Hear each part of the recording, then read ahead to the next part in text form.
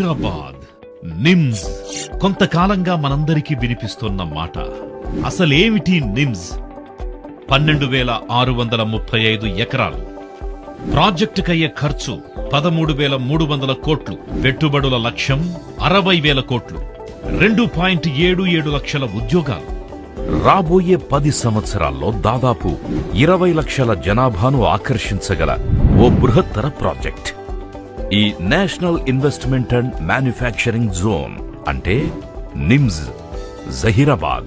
దేశ పారిశ్రామిక ఆర్థిక ప్రగతికి కీలకమైన ఈ ప్రాజెక్టుని కేంద్ర రాష్ట్ర ప్రభుత్వాలు అత్యంత ప్రతిష్టాత్మకంగా తీసుకుని శరవేగంగా ముందుకు తీసుకెళ్తున్నాయి. అందులో భాగంగా జహీరాబాద్ని ముంబై హైవేని అలాగే రీజనల్ రింగ్ రోడ్డును కనెక్ట్ చేస్తూ 100 ఫీట్ రోడ్స్ నిర్మించ తలపెట్టాయి.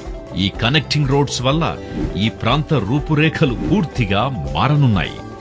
భవిష్యత్తులో ఆటోమొబైల్ ఇండస్ట్రీని శాసించబోతున్న ఎలక్ట్రిక్ వెహికల్స్ మ్యానుఫ్యాక్చరింగ్ కోసం ప్రత్యేకంగా ఈవీ పార్క్ ఇక్కడ కేటాయించడంతో పాటు ఈవీ రంగంలో 1000 కోట్ల పెట్టుబడితో 1000కి పైగా ఉద్యోగావకాశాలున్న మహేంద్రా ఈవీ ప్లాంట్ ఏప్రిల్ 24న 2023వ సంవత్సరంలో తెలంగాణ ఐటీ మరియు పరిశ్రమల శాఖ మంత్రి శ్రీ కేటీఆర్ గారి చేతుల మీదుగా ప్రారంభమయ్యింది. ప్రముఖ ఆటోమొబైల్ కంపెనీ హ్యుందాయ్ మోటార్స్ 1400 కోట్ల పెట్టుబడి ప్రతిపాదనతో తమ ఈవీ వెహికల్ టెస్టింగ్ ట్రాక్ పనులు మొదలు పెట్టబోతోంది.